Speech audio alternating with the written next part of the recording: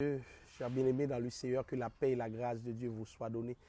Nous éprouvons beaucoup de plaisir à être ici pour partager avec vous par ce beau temps qui court la parole du Seigneur. Il fait beau à l'extérieur et nous espérons qu'il fait beau aussi à l'intérieur. Donc aujourd'hui, nous faisons un déconfinement personnel par rapport à l'étude biblique. Nous ne sommes pas embarrassés des quatre murs, mais nous faisons l'étude à l'air libre et nous espérons pouvoir malgré tout vous toucher par le travail qui sera effectué aujourd'hui. Je vous invite sans aucune autre forme de procès à vous investir avec moi dans un petit instant de prière juste avant de démarrer l'étude biblique. Seigneur Dieu d'amour, Dieu de compassion et de miséricorde, merci de cet honneur que tu nous donnes, Père Saint, de pouvoir parler en ton nom. Et maintenant, nous allons discuter sur le jeûne, Père Saint, dans cette étude finale pour pouvoir donner à ton peuple les orientations requises pour que ce peuple puisse se ressaisir et accomplir ta volonté, Père Saint. Nous te demandons de nous diriger, nous te demandons de prendre le contrôle de tout ce qui va se faire pour que nous puissions nous exprimer selon les termes que tu nous donnes, Père Saint, c'est-à-dire au regard de ta parole, ô Dieu, seule source de ta connaissabilité, ô Dieu. Nous te prions dans le nom de Jésus. À lui soit la gloire, l'honneur et la louange au siècle des siècles. Amen. Encore une fois, que la paix et la grâce de Dieu vous soient données. Je vais vous parler du jeûne selon Dieu, c'est-à-dire la manière dont le Seigneur lui-même voit le jeûne et les implications de cette vision de Dieu sur notre vie. Et juste avant, j'aimerais que vous sachiez aussi quel contenu donner à vos jeunes, quel contenu. La semaine dernière, nous avons lu avec vous Ésaïe 58 pour vous montrer le jeûne auquel le Seigneur prend plaisir. Et évidemment, c'était une façon de vous signifier que tous les jeûnes ne s'équivalent pas. Ce n'est pas seulement le fait de ne pas manger. Le jeûne est une période de soumission totale, absolue à Dieu.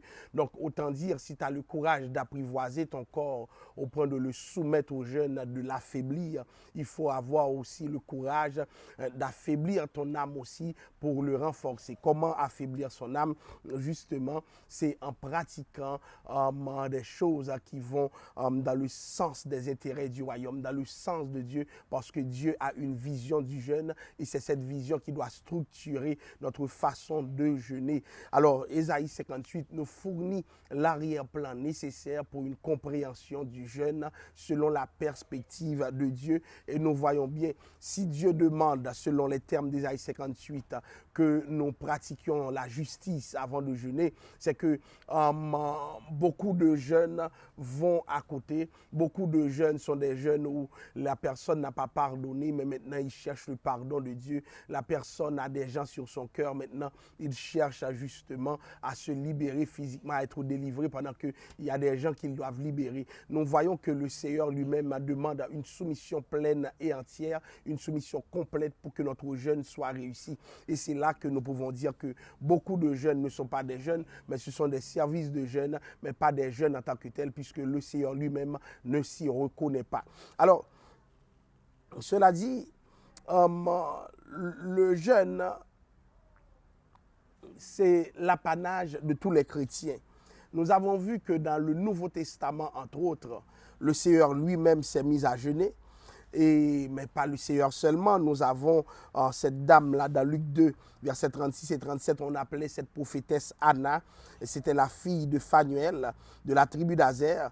Et la Bible dit qu'elle servait Dieu dans le jeûne et la prière. C'est-à-dire c'était quelqu'un qui faisait office de servir Dieu et comment cette personne servait Dieu dans le jeûne et dans la prière.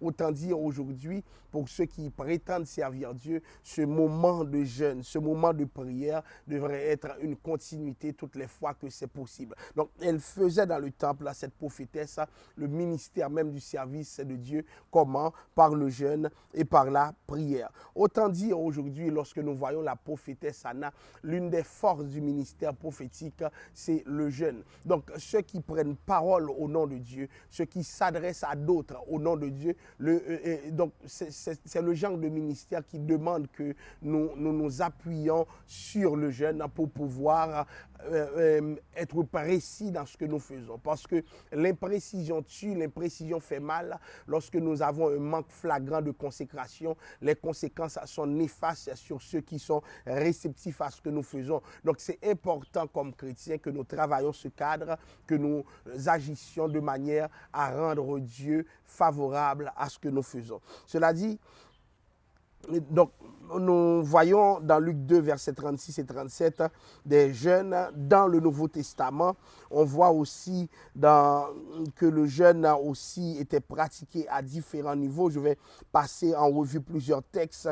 La Bible nous parle du jeûne de Christ, Matthieu 4, verset 2. Après avoir jeûné 40 jours et 40 nuits, il eut faim. Donc, ce n'est pas par hasard que Jésus lui-même s'est mis à jeûner. Je vous ai rappelé ce qu'Adam avait fait dans un jardin. Jésus lui-même va à contre-pied. Donc, un homme qui sert Dieu doit pouvoir résister à la nourriture.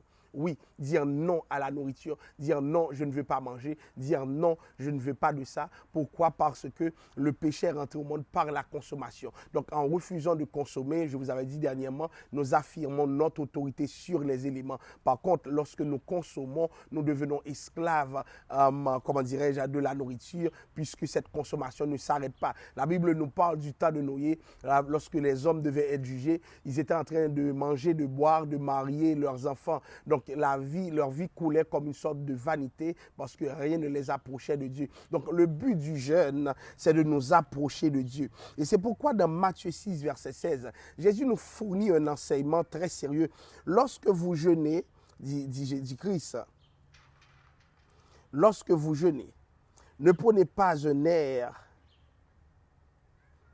Lorsque vous jeûnez, ne prenez pas un air triste comme les hypocrites qui se rendent le visage tout défait pour montrer aux hommes qu'ils jeûnent. Je vous le dis en vérité, ils reçoivent leur récompense.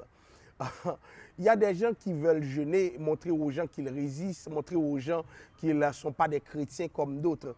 Il faut faire attention avec ces attitudes. Le jeûne est trop intime pour Dieu pour que nous le prenions pour une période de démonstration de soi. Donc, beaucoup de gens veulent s'illustrer par leur habileté à jeûner longuement, longtemps, montrer qu'ils servent Dieu par le jeûne. Évidemment, des hommes peuvent nous juger sur la base du jeûne, pensant que nous servons Dieu. Mais il y a des chrétiens qui manquent d'authenticité. Le jeûne n'est qu'un exercice de démonstration de leur part. Dieu veut que nous dépassions le cadre de la démonstration, mais que le jeûne soit une période d'intimité. Je ne jeûne pas pour me montrer, mais je jeûne pour que Dieu lui-même se montre à moi. Alors, la Bible dit, lorsque vous jeûnez, ne prenez pas un air triste. Autrement dit, l'attitude dans le jeûne est très importante. L'attitude du chrétien qui jeûne est très importante. Il y a des chrétiens qui ont des attitudes variées, qui n'ont rien à voir avec la joie, avec la paix. Donc, la personne, pour montrer qu'elle est en train de jeûner, va avoir le regard fané, le visage fané. On dirait que c'est quelqu'un qui va mourir pour montrer qu'il a tellement faim. Écoutez, le Seigneur ne fonctionne pas comme ça. La Bible demande une attitude sérieuse, puisque la Bible parle de ne prenez pas un air triste comme les hypocrites. Les hypocrites font semblant.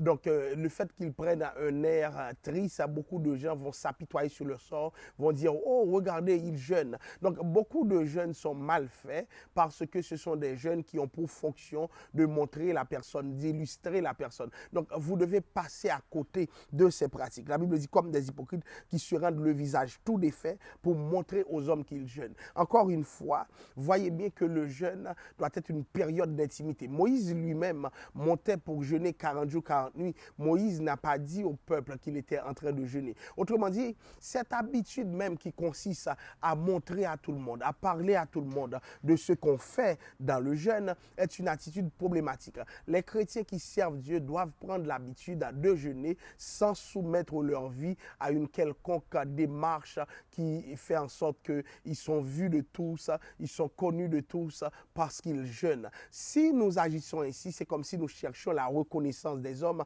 et ce que nous dit le texte, en vérité, ils reçoivent leur récompense. Donc en réalité, si c'est pour que le monde sache, eh bien, le monde saura, mais lorsque le monde aura su ce que tu fais, les récompenses que Dieu voudrait te donner, il ne te le donnera pas. Donc ce sera le monde qui sera chargé de te payer. Donc la Bible présente les gens qui agissent ainsi comme des hypocrites.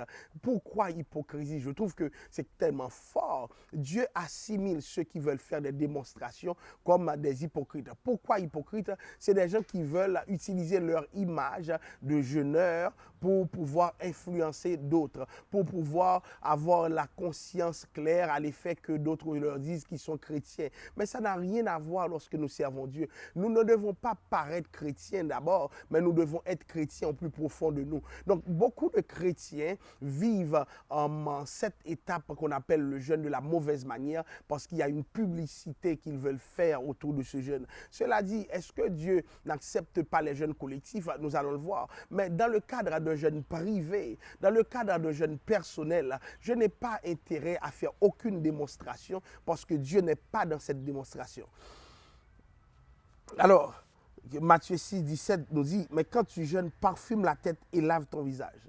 C'est-à-dire, parfume la tête, il y a des gens qui sont sales. Pourquoi? Parce qu'ils jeûnent.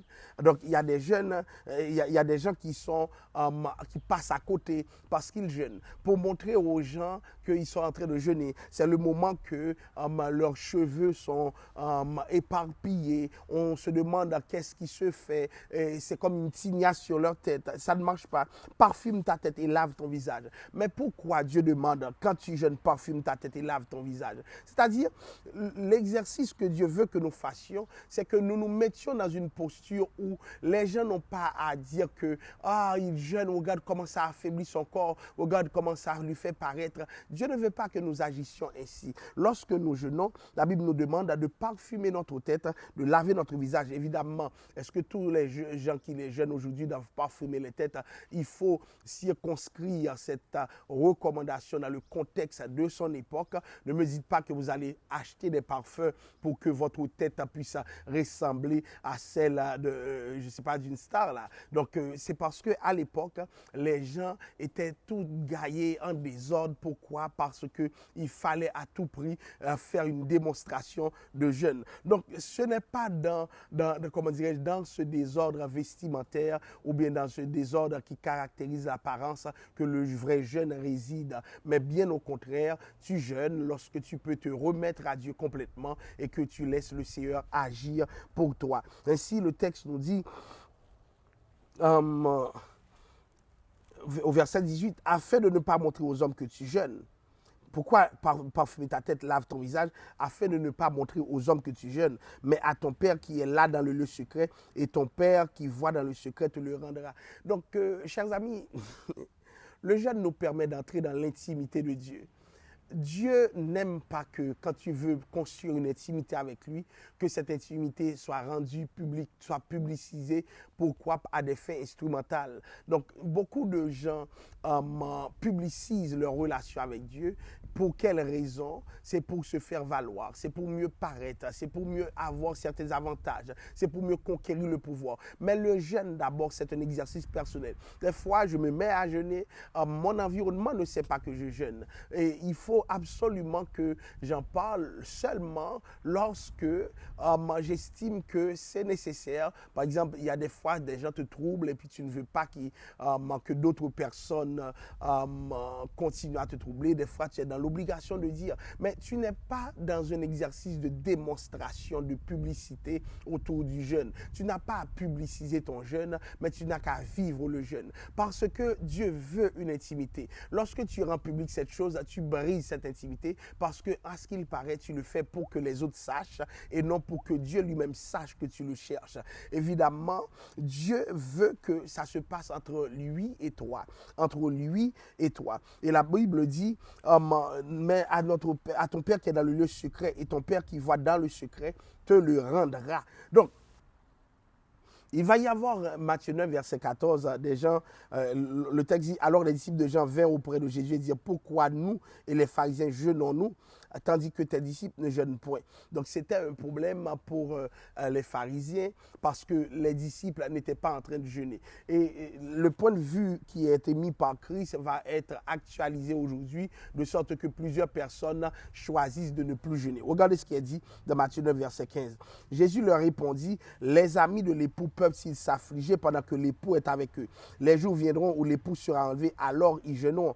Donc beaucoup de gens disent que puisque l'époux était avec les disciples et que les disciples n'étaient pas en train de jeûner, maintenant lorsque l'époux sera enlevé, pourquoi continuer à jeûner puisque l'époux maintenant est dans notre cœur? Écoutez, le texte est très clair. La Bible parle de « ils jeûneront », c'est-à-dire Jésus parlait de sa présence matérielle auprès des gens, des disciples. C'est-à-dire qu'il n'y avait pas de distance entre Dieu et l'homme lorsque Jésus-Christ lui-même était là. Ils avaient accès direct au divin, donc ils n'avaient pas besoin de jeûner. Jésus était là en permanence, c'est-à-dire Dieu était à côté d'eux, vivant avec eux. Est-ce qu'ils en avaient la pleine compréhension? Absolument pas. Mais au fur et à mesure que ça approche, nous avons Pierre qui va faire preuve de consécration lorsqu'il dira « Tu es le Christ, le Fils du Dieu vivant ». Jésus lui-même de répondre « Ce ne sont pas la chair et le sang qui t'ont révélé cela ». Donc nous voyons dans Pierre des réponses qui prouvent que une certaine compréhension du Christ était là,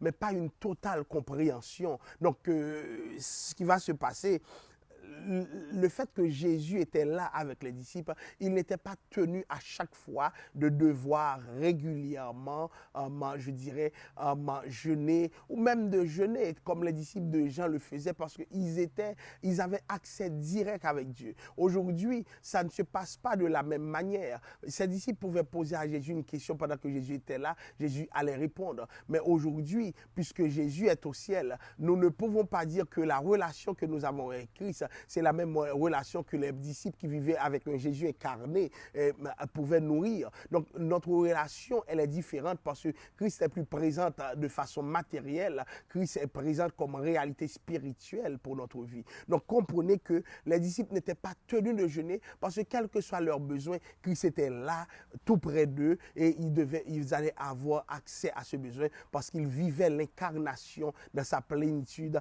dans toute sa splendeur. Donc imaginez-vous Dieu quelque part et l'homme a accès direct avec Dieu. Aujourd'hui, nous avons cet accès, mais par rapport à Christ qui est intermédiaire entre Dieu et les hommes, donc ce n'est pas la même réalité que à l'époque de la Bible. Nous continuons pour voir dans Matthieu 9, verset 24. Il leur dit, non, ce n'est pas Matthieu 9, verset 24, nous aurons le temps de lire ces versets. Alors, retournons aux jeunes. Donc,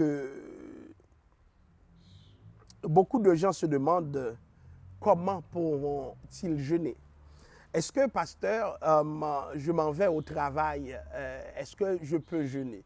Je vais vous dire, nous vivons dans un contexte capitaliste. Nous ne pourrons plus faire comme Moïse qui fait 40 jours, 40 nuits à jeûner. Et Moïse était à la tête du peuple, mais Moïse ne travaillait pas avec quelqu'un, si ce n'est qu'avec Dieu lui-même. Donc beaucoup de gens sont dans des contextes de travail avec des supérieurs. Donc pendant que tu travailles, il est possible que tu entames un jeûne. Oui, dans le meilleur des cas, tu devrais jeûner, je dirais, sans possibilité de distraction. Mais n'oublie pas que le jeûne, c'est une période où tu pries, où tu médites, où tu cherches Dieu intérieurement, où tu laisses ton corps s'affaiblir pour que l'Esprit de Dieu s'affirme. Donc, des fois, suivant la personne, elle peut être dans un contexte de travail et être dans l'obligation de jeûner. Moi-même, j'ai entrepris plusieurs jeûnes pendant que j'allais travailler. Mais ce que je savais, c'est que j'allais travailler sans manger, sans boire. Et jusqu'à ce que les 6 heures arrivent, 6 heures du soir, mon jeûne était arrêté. Donc, c'est très important, durant votre temps de travail, il est possible d'entamer des jeûnes. Donc, la Bible nous présente des contextes de jeûne où il était possible que les gens s'éloignent complètement dépend de tout. Comme je vous le dis, c'est le contexte idéal. Mais si jamais tu ne peux pas t'éloigner de tout, le jeûne est néanmoins possible. Donc, il y a des travaux que vous allez exercer qui ne vous donneront jamais le temps de jeûner sans qu'il y ait des personnes à tes côtés. Donc, c'est pour cela que nous devons retourner au vrai jeûne, mais en retournant au vrai jeûne, ne jamais oublier que le Seigneur est aussi dans cette démarche avec nous, peu importe là où nous sommes. Parce qu'il y a des choses qui sont dématérialisées. Par exemple, autrefois, les gens priaient dans le temple. Les gens priaient dans le temple. Donc, il y avait des lieux sur ça. Nous voyons les Juifs sur les murs des lamentations et exercer leur prière. Donc, il y avait une spatialisation de tout l'exercice, de toute l'activité spirituelle. Mais aujourd'hui, beaucoup de choses se passent en nous. Donc, si les gens jeûnent même en prison, donc ce n'est pas dans un travail que nous ne pouvons pas jeûner. Dans une prison, on n'est pas seulement enfermé dans la prison, mais aussi il y a des travaux qui viennent avec la prison. Donc, nous voyons dans la Bible, malgré tout, les gens pouvaient se permettre de jeûner. Donc, c'est important que nous insistions sur le fait que même si vous travaillez, vous pouvez vous déplacer avec un esprit de jeûne et aussi une volonté de jeûne, une volonté affirmée de jeûne. Donc, mais il y a des gens qui souffrent de certains problèmes, malheureusement, qui ne pourront pas jeûner. Donc, imaginez-vous des gens qui ont des maladies comme des faiblesses musculaires, du diabétisme. Donc, si vous allez jeûner et que votre corps s'affaiblit, alors tant pis pour vous, parce que vous allez avoir des problèmes. C'est pour cela que nous disons que certains jeûnes requièrent la vie d'un médecin, la vie d'un spécialiste. Pourquoi? Parce que le jeûne peut être mortel. Je vous ai donné les exemples de certains pasteurs qui ont voulu jeûner, mais qui ont payé le prix fort avec leur vie. Pourquoi? Parce que leur santé ne leur permettait pas de jeûner. Donc, surtout quand tu fais un jeûne de longue haleine, c'est important que la santé puisse suivre aussi les conditions dans lesquelles vous allez vivre le jeûne, parce que ce n'est pas vrai que tout le monde peut se permettre de passer un bon 12 heures dans le jeûne. Non. Donc parleront de jeûne partiel, mais le problème, c'est quoi le nombre d'heures, puisque la Bible n'en dispose pas clairement. Donc, jusqu'à quel point? Est-ce que si les prochaines 2 heures, je ne mange pas, est-ce que je suis dans un contexte de jeûne partiel? Ou bien est-ce que c'est si j'attends le lendemain que je sors du jeûne partiel? Donc, il y a des flous sur cela. Donc, toutes les situations peuvent être réglées par le jeûne et c'est important que nous le pratiquions à l'instar de Christ. Donc maintenant, comment et alors, quand est-ce qu'il faut jeûner? Quand est-ce qu'il faut jeûner? Nous trouvons plusieurs textes qui nous expliquent quand il faut jeûner. Plusieurs textes parlent du moment du jeûne. Donc, nous voyons Jésus pour rentrer dans le ministère. Donc, je le dis à mes collègues, il y a dans le ministère ce qu'on appelle le plafonnement. Donc, il y a des fois où notre message atteint un plafond, où notre ministère atteint un plafond. Donc, nous ne pouvons pas aller plus loin. À ce moment, c'est important que nous recourons au jeûne. Pourquoi? Parce que le jeûne va redynamiser notre spiritualité et par là même nous donner la possibilité d'aller vers le Seigneur pour un changement notoire dans notre vie. Donc cela dit, c'est important que nous parlons de cette consécration à Dieu pour le ministère. Il y a une avancée spirituelle que nous voulons faire, ou bien nous allons embrasser le mandat que Dieu nous a confié. C'est important que nous prenions un temps dans le jeûne pour dialoguer avec notre Dieu, pour laisser le Seigneur nous dire qu'est-ce qu'il veut faire. Malheureusement, beaucoup de gens dans leur carrière, dans leur parcours, n'ont pas de temps de jeûne. Et qu'est-ce qui se passe? Puisqu'ils n'ont pas de temps, ils passent leur temps à gérer des conflits, gérer des réunions, gérer des rencontres interminables. Pourquoi? Parce qu'ils n'ont pas passé de temps avec Dieu. Ils sont devenus des personnes stratégiques par rapport à leur domaine, mais non stratégiques par rapport à l'affirmation de la volonté de Dieu sur leur vie. Alors, il y a des fois, nous avons besoin de direction. Donc, quand nous assistons à une crise de direction, il est important que nous jeûnions. Donc, nous voyons Jonas qui va passer un moment de jeûne. Jonas était déboussolé puisque Jonas prenait une orientation contraire à la volonté de Dieu, puisque Jonas lui-même avait choisi de se rendre dans un autre endroit au lieu d'aller à Ninive, là où le Seigneur l'envoie. Donc, Dieu l'a forcé de se mettre dans le ventre du poisson et c'est là qu'il va adresser ses prières à Dieu. Beaucoup de gens se demandent est-ce qu'ils doivent jeûner lorsque la situation qui fait l'objet du jeûne ou bien qui doit faire l'objet du jeûne n'est pas une situation qui les concerne directement.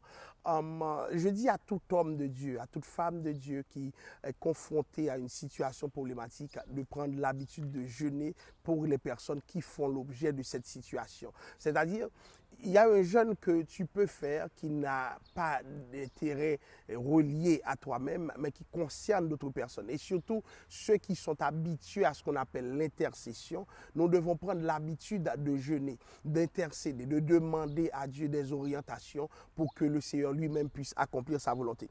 Et c'est ainsi que nous voyons que Esdras, dans Esdras 10, verset 6, la Bible dit Esdras se retira devant la maison de Dieu et il alla dans la chambre de Joshana, fils d'Eliashib. Quand il y fut rentré, il ne mangea point de pain et il ne but point d'eau parce qu'il était dans la désolation à cause du péché des fils de la captivité.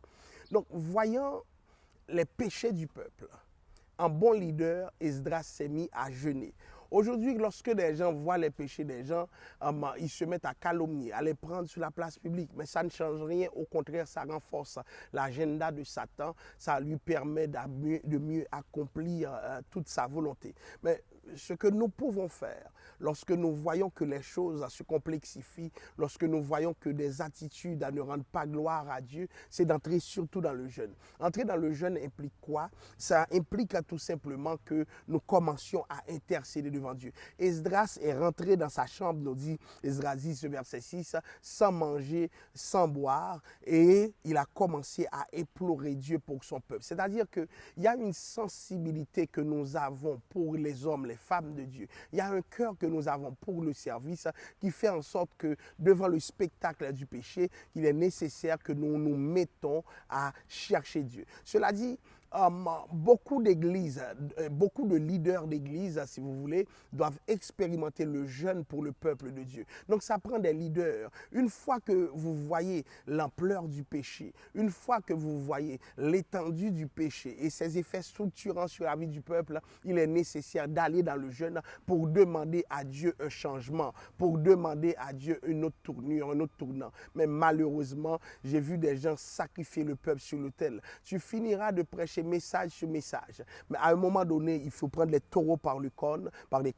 Donc ça implique quoi? Ça implique que tu rentres dans le jeûne. Et rentrer dans le jeûne, ça veut dire que tu vas t'humilier devant Dieu pour ces gens. Donc des fois, notre corps, puisque le jeûne rentre, s'intègre dans ce que nous pourrons appeler une théologie du corps, notre corps, justement, doit souffrir à cause d'autres personnes. Donc des fois, nous jeûnons, pas pour notre propre cause, pas parce que nous avons péché, mais à cause des autres. Donc notre corps est en ce sens au service des autres, comme le corps de Christ à la croix qui a été crucifié pour les autres. Donc maintenant, nous traitons dur notre corps, nous allons dans le jeûne. Pourquoi? Parce que nous savons que lorsque Dieu voit que notre corps rentre dans la bataille, alléluia, Dieu est prêt à opérer des changements. Dieu est prêt à faire des choses que nous ne lui demandions même pas, voire à faire ce que nous lui avons explicitement demandé. Donc Esdras, la Bible dit, était dans la désolation à cause du péché.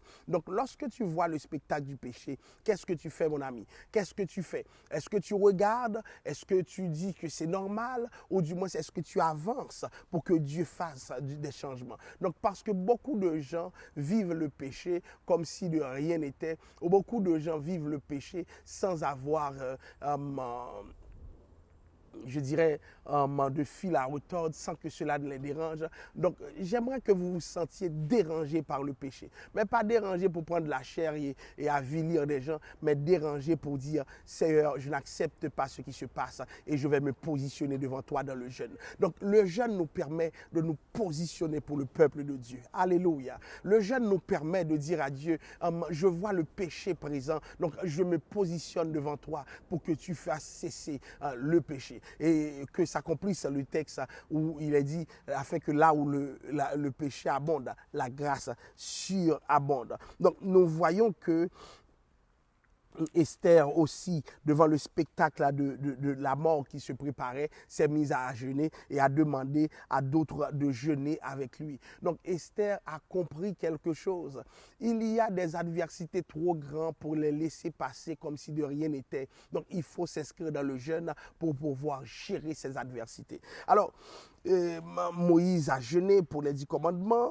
Donc, lorsqu'il a reçu les 10 commandements, c'est en plein jeûne. Donc, nous voyons qu'il y a tout un ensemble de facteurs, un ensemble d'éléments que nous pouvons évoquer pour expliquer la nécessité du jeûne. Dans le jeûne, donc, nous voyons dans le cas d'Esther, c'était carrément une persécution. Donc, quand les gens se sentent persécutés, il faut que nous leur donnons les outils nécessaires pour vaincre cette persécution. Donc, le jeûne est un outil puissant, est une arme puissante pour faire face à la persécution. Et nous avons vu comme Esther, comment Dieu lui-même a résolu la situation d'Esther. Nous voyons Jonas aussi dans un jeûne, je dirais, quasiment forcé, pour comment le jeûne alimente la repentance. Parce que souvent, nous sommes tellement confortables, nous continuons dans notre orgueil. Donc, l'une des façons de maîtriser notre ego, beaucoup de gens souffrent de l'égomanie, je dirais. Donc, un ego surdimensionné. Donc, lorsque ton ego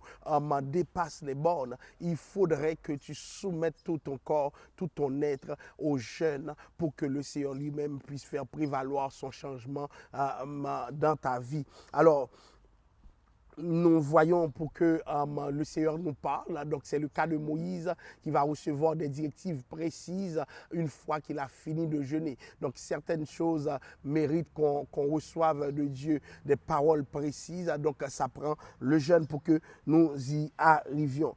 Alors, la Bible montre que le jeûne est aussi important non seulement sur le plan individuel, mais aussi avec d'autres personnes. D'autres personnes peuvent se mêler avec nous dans le jeûne. Donc, nous avons l'exemple de Paul et Barnabas.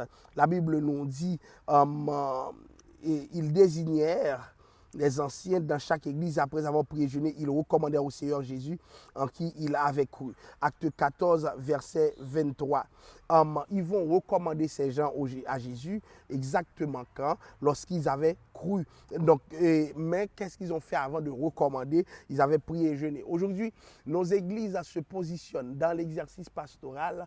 Comment ils se positionnent, comment ils s'y mettent, c'est sans rentrer dans le jeûne. Et ça peut être un problème, puisque le jeûne permet justement d'avoir une direction claire, une direction précise, une direction arrêtée par rapport à certaines décisions que nous voulons prendre. Donc, j'ai vu des gens passer à côté, j'ai vu des gens nourrir des problèmes qui durent éternellement. Pourquoi? Parce qu'ils n'avaient pas jeûné pour accueillir la main de Dieu, pour accueillir ce que Dieu peut faire. Donc, cela dit, si nous voulons faire, si nous voulons agir comme Dieu le veut, il est tout aussi important que nous nous exerçons à jeûner, que nous nous exerçons à passer ce temps sans manger. Donc, ils recommandèrent au Seigneur ces gens. Avant de recommander, prions, jeûnons. Je le répète, avant de recommander, prions, jeûnons. Donc, nous ne recommandons pas. Comme aujourd'hui, les églises sont tellement moins connectées de Dieu que les églises recommandent premièrement par relation, deuxièmement par cause des études,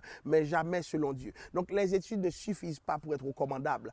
C'est le Seigneur lui-même qui doit dire comment recommander et qui recommander. Et ça passe par quoi? Ça passe par le jeûne. Donc, on a encore Romains 8, verset 2, qui nous montre un autre aspect clair du jeûne. Et j'aimerais lire ce texte avec vous, le texte de Romains, le chapitre 8.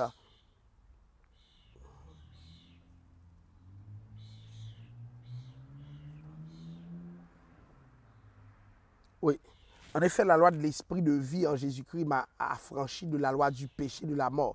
Car chose impossible à la loi, parce que la chair la rendait sans force. Dieu a condamné le péché de la chair et envoyé à cause de cela son propre Fils dans une chair semblable à celle du péché. Et cela enfin pour que la justice de Dieu soit accomplie. Donc, nous voyons que la chair lui-même a ses prédispositions. La chair lui-même a ses façons de faire. Donc Dieu a envoyé Christ dans la chair pour nous donner une nouvelle pédagogie pour diriger notre chair. Et dans le cadre de cette pédagogie, nous voyons bien toute la place qu'occupe le jeûne. Donc, le jeûne est très important, s'il vous plaît, pour que nous puissions avancer selon Dieu, pour que nous puissions aller dans les directions que Dieu lui-même nous donne. Et dans Luc 5, verset 33, nous voyons que c'était une pratique récurrente, le jeûne, c'est-à-dire une pratique régulière. La Bible dit, les disciples de Jean, comme ceux des pharisiens, jeûnent fréquemment et font des prières.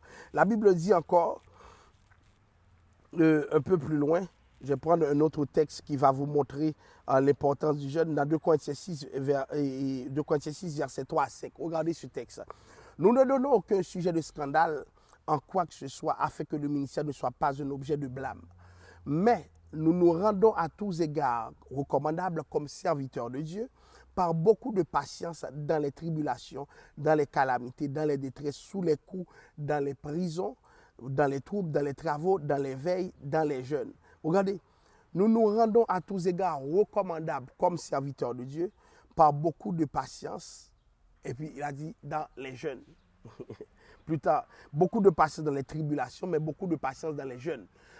Beaucoup de personnes jeûnent et automatiquement qu'ils ont jeûné, ils espèrent avoir une réponse. Mais Dieu n'est pas une boîte automatique de réponse ou une distributrice de réponses que beaucoup de gens sont en train de chercher. Donc souvent, qu'est-ce que Dieu veut? Dieu veut que tu sois patient dans ton jeûne. Donc ils étaient patients dans le jeûne et ça leur permettait d'être recommandables à tous égards. Donc il y a des chrétiens qui sont recommandables, mais pas à tous égards. Lorsque je parle à un chrétien qui n'a pas de problème de maladie et puis qui n'a pas cette habitude de jeûner, pour moi c'est un problème. Il faut que le chrétien sache jeûner, il faut que le chrétien sache crucifier sa chair, il faut que le chrétien sache passer du temps dans le jeûne de la prière et dire à la nourriture, je n'ai pas besoin de toi. Donc ils étaient recommandables à tous égards. Comment? Par le jeûne. Donc vous allez comprendre, des gens qui sont recommandables sont passés par là. Donc l'apôtre Paul est passé par là. Et pourquoi toi tu voudrais être recommandable et ne jamais jeûner? Pourquoi toi tu voudrais être recommandable et ne jamais te soumettre à ce principe et ne jamais envisager de jeûner un jour? Donc ceux qui m'écoutent, essayez d'expérimenter le jeûne. Beaucoup de gens souffrent des choses atroces, ils n'osent même pas en parler. Beaucoup de gens souffrent des péchés terribles qu'ils portent dans leur corps, dans leur chair. Ils n'osent même pas dire ça aux gens. Mais si tu es dans cette situation, si tu es dans cet état, c'est important que tu expérimentes le jeûne pour que Dieu puisse changer ta vie, pour que Dieu puisse donner une autre orientation à ta vie, parce que le jeûne amène le changement. Le jeûne te permet de soumettre ton corps et de dire à Dieu, Seigneur, je ne suis pas capable avec ce péché, je ne suis pas capable avec ce mal. Et ensuite, Dieu lui-même entame à sa manière les changements qu'il veut faire. Donc la Bible nous dit, nous nous rendons à tous égards recommandables comme serviteurs de Dieu par beaucoup de patience dans plusieurs choses, dont les jeûnes. Donc, je dis à ceux qui sont en train de jeûner, soyez patients. Donc, laissez le Seigneur agir, laissez le Seigneur vous montrer qu'est-ce qu'il va faire. Donc, ils étaient dans les prisons, dans les troubles, dans les travaux, dans les veilles et aussi dans les jeûnes. Regardez bien, dans les prisons, dans les troubles, dans les travaux, dans les jeûnes. Donc, c'est comme si ces éléments n'étaient pas détachés. Ils pouvaient les connaître simultanément. Donc connaître les coups, les détresses, les calamités, les tribulations, mais être quand même dans le jeûne. Seulement ne connais pas le péché. Ne vis pas dans le péché. Ne vis pas dans le péché. Mais dans toutes ces choses qui étaient simultanées, tribulations, calamités, détresse, coups, prison, troubles et travaux, l'éveil, ils étaient en même temps dans le jeûne. C'est des gens qui ont été patients dans le jeûne. Et regardez bien, nous voyons que l'apôtre Paul était même soumis à des jeûnes involontaires. Et dans 2 Corinthiens 11, verset 27, nous allons voir ce qui suit. La Bible dit, « J'ai été dans le travail et dans la peine, exposé à de nombreuses veilles, à la faim et à la soif, à des jeûnes multipliés. » À des jeûnes multipliés. Donc, il parle de sa propre exposition. Ça veut dire quoi? À des jeûnes multipliés. Donc, des fois, c'est pas tellement parce qu'il voulait aller jeûner, mais il y a des contextes qui imposaient le jeûne. Donc, la Bible nous parle de jeûnes multipliés. Donc, ces conditions sont très importantes lorsqu'il y a des jeûnes multipliés et que certaines personnes étaient dans l'obligation de jeûner. Donc, c'est ici que nous arrêtons avec cette mouture. Nous allons prendre encore une autre mouture pour finir la réflexion d'aujourd'hui. Beaucoup de personnes se demandent quel contenu apporter à leur jeûne. Lorsque vous jeûnez, vous vous posez sans doute la question de savoir de quoi occuper ma journée, de quoi constituer mon jeûne, c'est quoi les éléments de contenu qui peuvent articuler mon jeûne. Donc, beaucoup de gens sont ainsi orientés et ont la difficulté d'avoir des repères. Mettons que vous voulez jeûner et que vous êtes là, vous avez la bonne volonté, mais vous dites, mais je n'ai pas mangé, et quoi faire d'autre? Donc, comment activer, je dirais, une forme de spiritualité dans le jeûne? Comment s'inscrire dans une forme de spiritualité en jeûnant? C'est-à-dire, ne pas perdre de vue les raisons pour lesquelles nous jeûnons. Vraiment, mettre en avant l'objet du jeûne. Par exemple, je prends un jeûne qui se fait pour demander à Dieu de nous orienter ministériellement. Par exemple, ce type de jeûne va demander que tu aies un focus. Mais les éléments récurrents, c'est le pardon pour nos péchés, pour nos fautes, la demande de direction maintenant, automatiquement que nous finissions d'être sûrs que notre relation est pleinement restaurée avec Dieu. Donc, on rentre dans l'objet du jeûne. Donc, il y a des personnes qui n'ont pas un objet précis, mais des objets. Eh bien, lister ces objets et puis commencer à articuler la journée, les pensées que tu développes autour de ces éléments et tu les traduis devant Dieu. C'est-à-dire, automatiquement que tu rentres dans le jeûne, il faut qu'il y ait des séances actives de prière. Tu pries le Seigneur sur des choses. Tu pries le Seigneur parce que le jeûne s'accompagne de prière, mais le jeûne s'accompagne aussi de moments de supplication. Des fois, ce que tu demandes, puisque le jeûne te met dans une posture d'humiliation devant Dieu, tu te mets à, je dirais, à t'humilier devant Dieu. Seigneur, je sais que je dépends de toi, je dépends de ta grâce. Seigneur, je veux avoir les sentiments de Jésus-Christ. Tu t'humilies devant Dieu. Trouve les mots pour montrer cette humiliation. Qu'elle ne soit pas quelque chose comment dirais-je, d'abstrait, mais qu'elle soit matérielle pendant le jeûne. Humilie-toi, humilie-toi. Rappelle à Dieu que tu n'es rien, mais qu'il est tout. Comment dirais-je, efface-toi pour que Dieu puisse s'affirmer. Trouve les mots parce que tout jeûne implique un moment d'humiliation. Tout jeûne implique un moment où tu essaies de te mettre dans comment dirais-je, dans l'appareillage que Dieu lui-même a investi pour l'homme spirituel. Alors, qu'est-ce qui se passe? Si quelqu'un souhaite jeûner, ces éléments-là sont des éléments récurrents. Nous ajoutons aussi, pour tous ceux qui jeûnent, des fois, une liste de chants qui s'en vont, qui cadrent le jeûne. Donc, c'est-à-dire des thèmes pendant toute la journée. Parce que beaucoup de gens s'ennuient dans leur jeûne parce que l'habitude de jeûner, de passer du temps avec Dieu, ils ne l'ont pas. Donc, des fois, lister un ensemble de thèmes,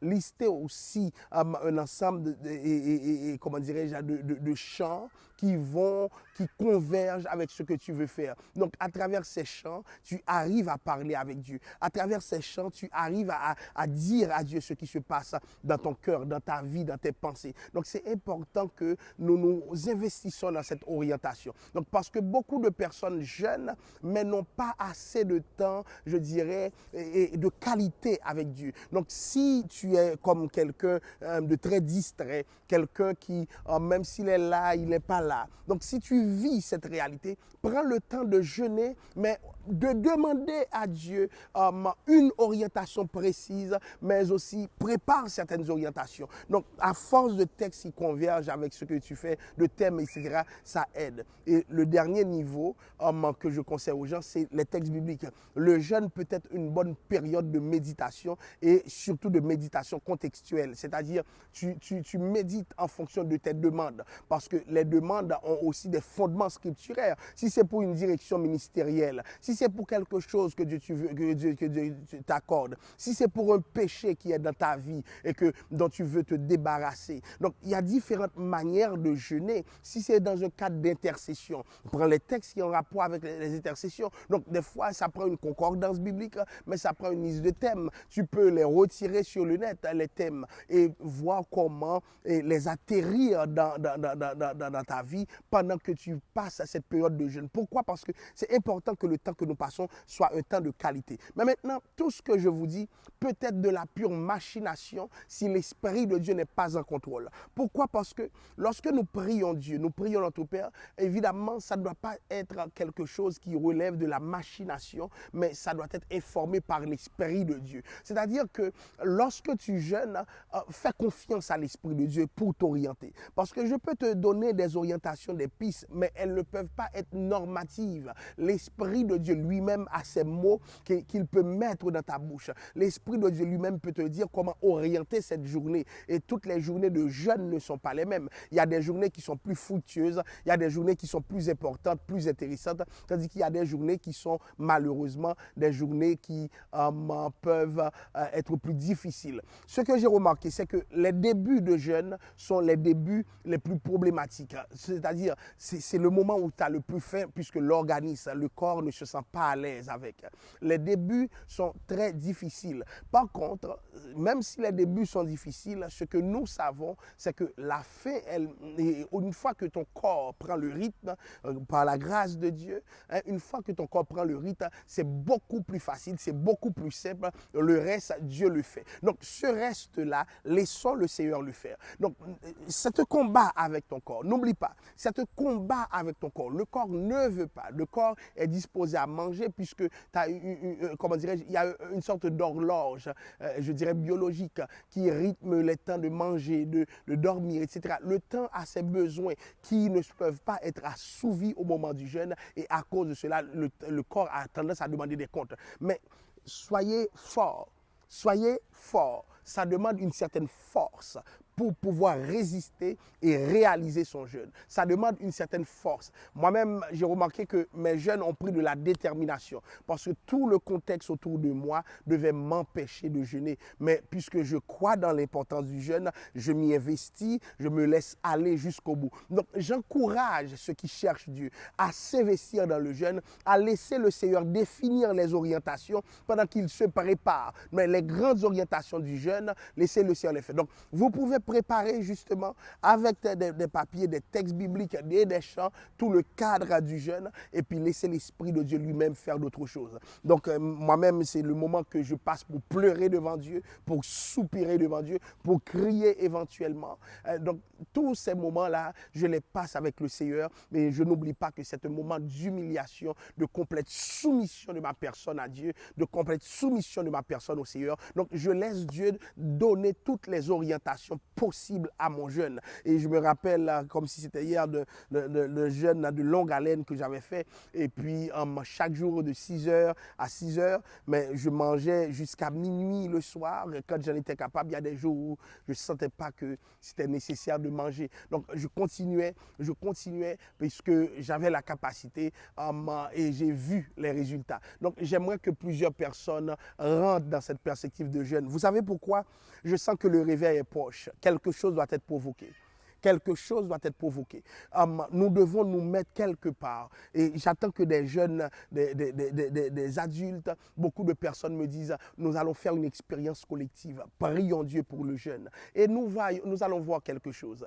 Il n'y a rien que Dieu ne puisse changer. Il n'y a rien que Dieu ne puisse changer. Mais ça prend quoi? Ça prend des périodes de jeûne. Ça prend des périodes de jeûne. Donc, merci beaucoup. Merci de nous avoir suivis et nous allons prier le Seigneur pour que vous puissiez accomplir cette exigence spirituelle qui relève naturellement de ta bonne volonté puisque Dieu ne te l'impose pas, mais c'est ta bonne volonté qui doit guider cette action de jeûner. Prions le Seigneur. Dieu d'amour et de compassion, merci de ce moment que tu nous permets de passer ensemble dans le cadre de cette étude biblique en plein air. Nous te demandons de continuer à orienter ton peuple et fais en sorte que l'expérience du jeûne soit une expérience que tu approuves et que tu concrétises dans la vie de tout un chacun, Père Saint. Surtout le ministère de l'Église de Dieu de la prophétie, Père Saint, que à Montréal Nord-Ouest, que cette démarche, cet enseignement puisse rentrer au Dieu et que le peuple n'en fasse pas abstraction. Seigneur, nous ne voulons pas seulement des services de jeunes, mais des jeunes concrets. des jeunes concrets, Père Saint, des jeunes concrets. Il y a des dames que tu dois changer, il y a des hommes que tu dois changer, il y a des jeunes que tu dois changer, il y a des enfants que tu dois changer. Cher Seigneur, ça passe par le jeûne et nous nous attendons à ces changements, Père Saint. Seigneur Dieu, nous te prions pour ton peuple afin que tu lui accordes toute ta grâce. Dans le nom de Jésus, à lui soit la gloire, l'honneur et la louange au siècle des siècles. Amen. Merci, bien-aimés. Merci de nous avoir suivis. À la prochaine pour une autre série d'études bibliques. À très bientôt.